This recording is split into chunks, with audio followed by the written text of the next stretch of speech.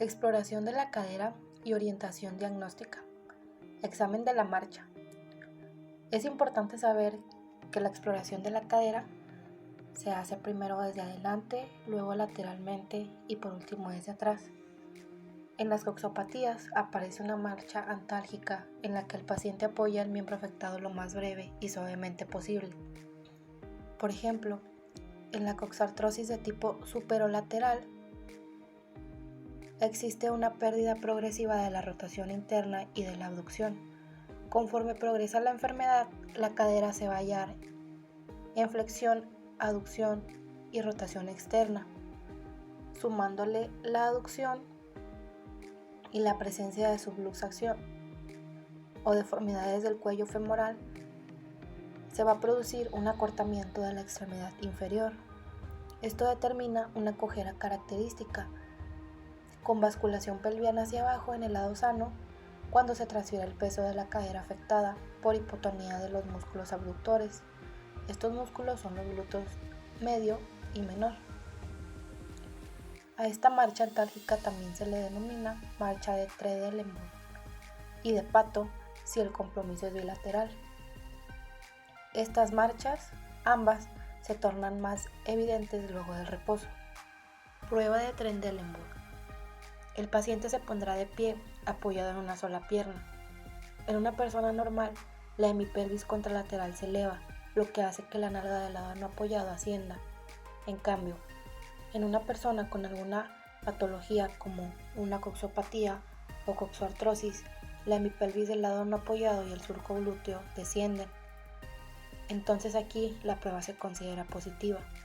Esto puede deberse a debilidad glútea, por ejemplo atrofia muscular o poliomielitis. Puede ser también por inhibición glútea por coxalgia, por coxavara o por luxación congénita de la cadera y pseudoartrosis del cuello femoral. Como dato, debemos de saber que la prueba de Trendelenburg tiene un 10% de falsos positivos. Inspección. Se examina al paciente en bipedestación. Comenzamos por delante, tratando de detectar una inclinación pelviana. Esto se detectará ubicando los pulgares en ambas espinas ilíacas anterosuperiores. En una persona normal quedarán al mismo nivel ambas espinas ilíacas. En cambio, en una persona con alguna patología habrá una inclinación pelviana. Las causas de esto pueden ser escoliosis, coxartrosis, atrofia muscular glútea por procesos sépticos, deformidad de la cadera y alguna pierna más corta que la otra. Continuamos con la inspección lateral. Aquí se evalúa si el paciente presenta incremento de la lordosis lumbar. Esto causará deformidad en flexión coxofemoral y la pelvis procura adoptar la posición necesaria para compensar las diferencias de longitud entre ambos miembros inferiores y que estos estén verticales y paralelos. En cambio, si la cadera se halla en extensión, se puede pensar en una rectificación lumbar.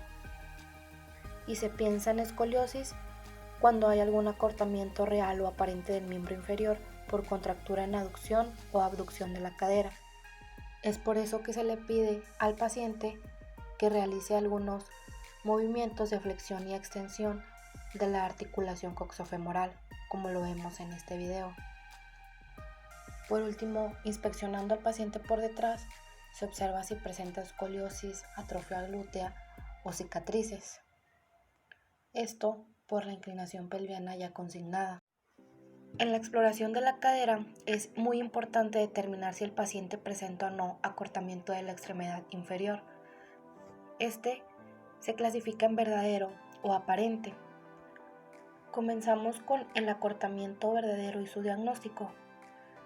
En el acortamiento verdadero, el miembro inferior comprometido es físicamente más corto que el otro.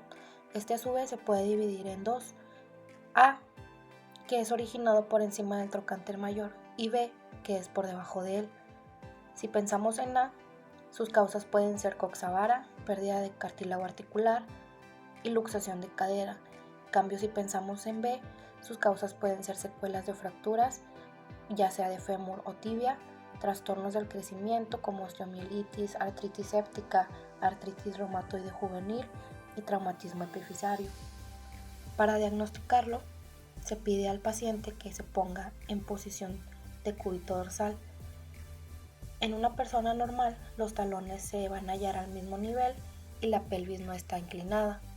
En cambio, en una persona con alguna patología, los talones van a estar a distinto nivel y la pelvis no está inclinada.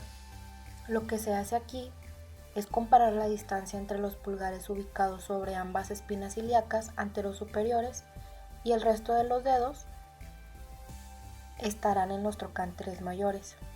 Una distancia menor en un lado sugiere que la alteración está por encima del trocánter. Si la distancia es normal, se le va a pedir al paciente que flexione las rodillas y que los talones se ubiquen exactamente juntos. Aquí podemos observar lo que es la altura de las rodillas. Si una es más alta que la otra, la tibia de esa extremidad es más larga. Y si una rodilla se proyecta más hacia adelante, el fémur de esa extremidad es más largo. Además, también se puede hacer una medición con cinta métrica desde la espina ilíaca anterosuperior hasta el malleolo interno, pasando por encima de la rótula. ¿Para qué se hace esto? Esto se hace para que se permita definir con mayor precisión el acortamiento verdadero. En el acortamiento aparente, la longitud de la extremidad es normal, pero parece más corta por contractura de la cadera en aducción o flexión, y esta se compensa por la inclinación de la pelvis u oblicuidad pelviana. Para su diagnóstico se debe comprobar si las mediciones verdaderas de la longitud de las extremidades son iguales. Entonces, ahora se va a medir desde el ombligo o la unión cifoesternal hasta los malleolos internos.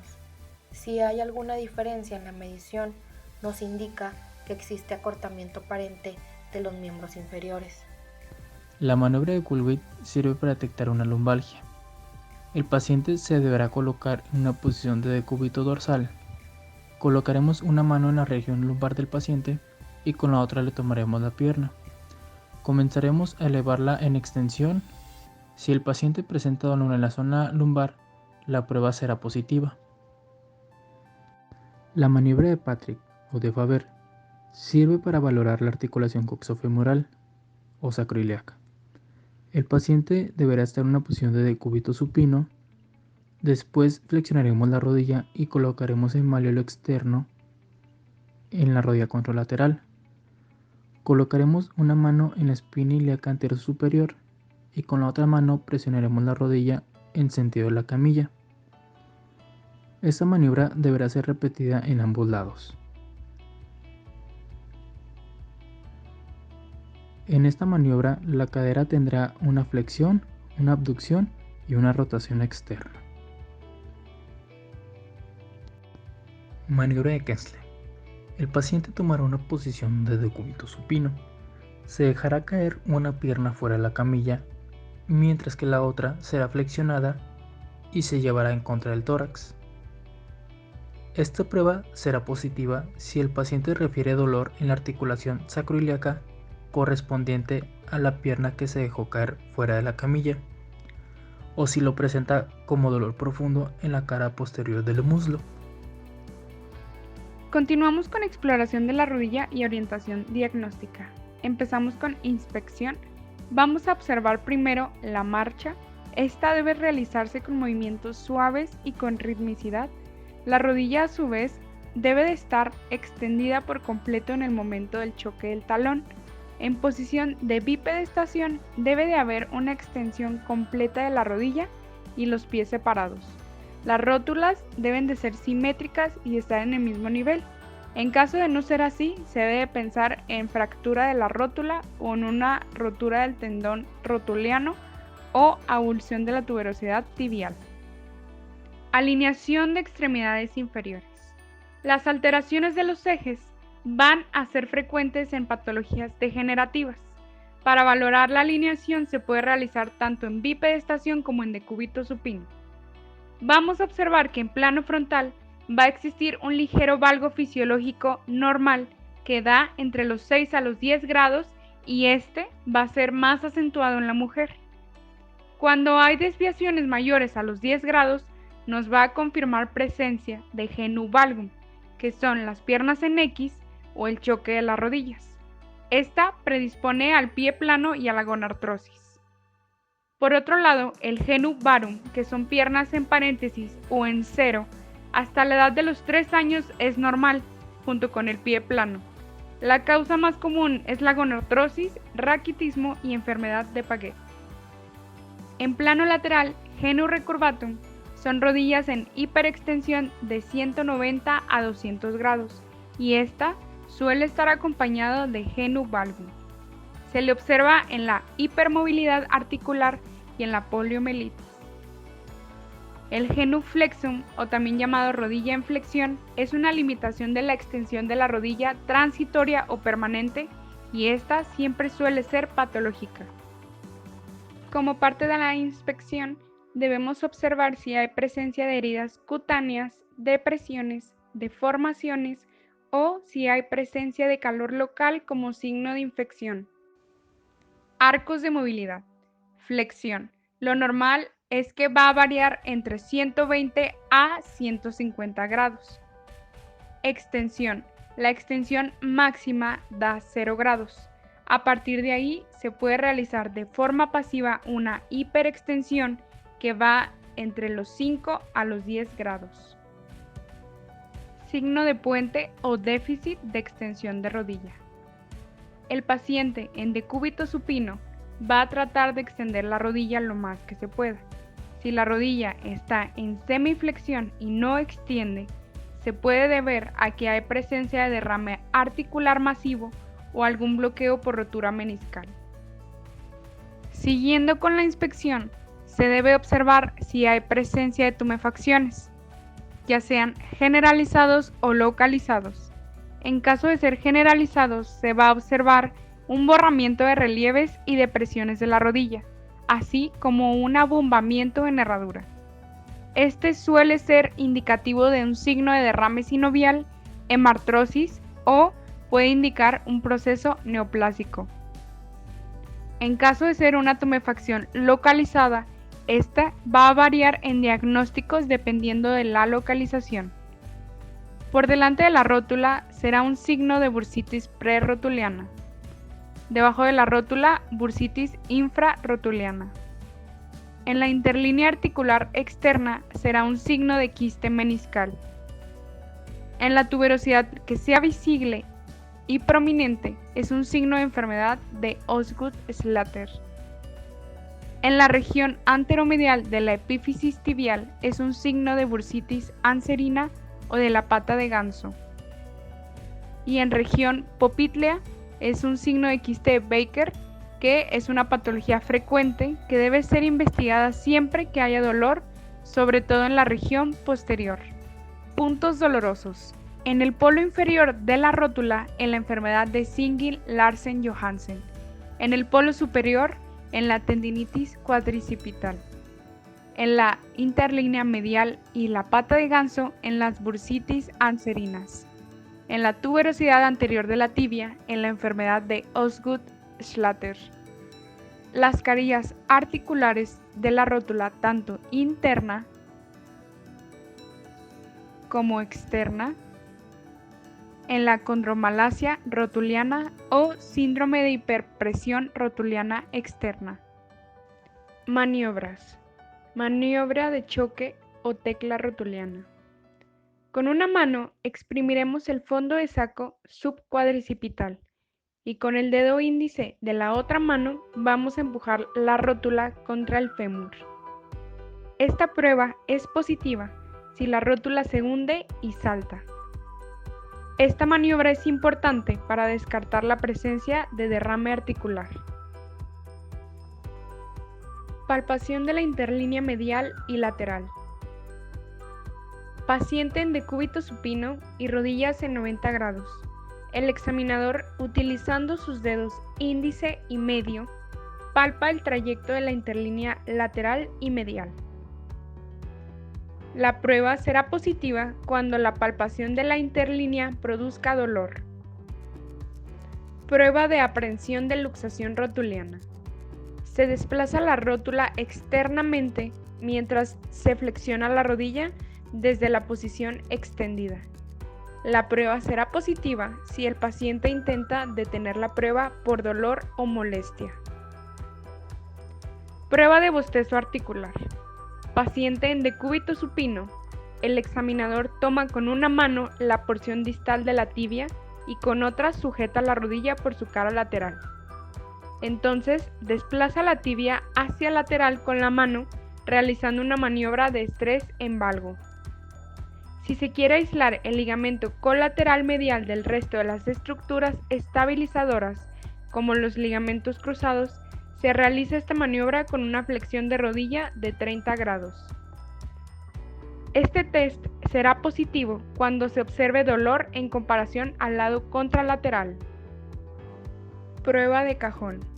Con la rodilla en flexión de 90 grados, el explorador sentado sobre el pie se realiza tracción de la rodilla a modo de cajón anterior, observando si en algún momento se produce un salto violento al pasar sobre el menisco lesionado. Prueba de McMurray.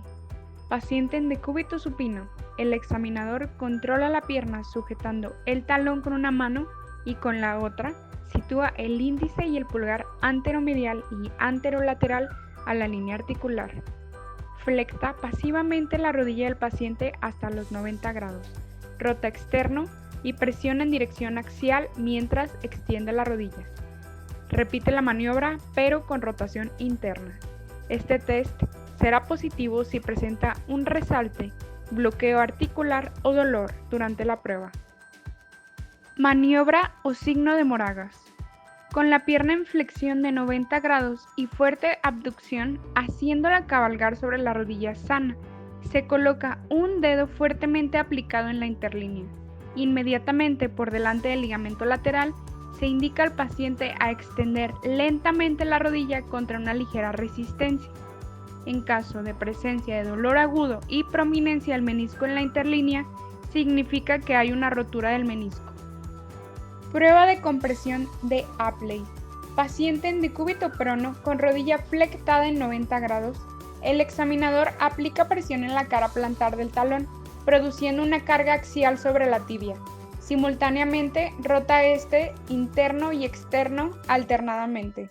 El examinador sujeta la pierna desde la tibia distal y realiza una tracción axial con rotación interna y externa, alejando la tibia del fémur.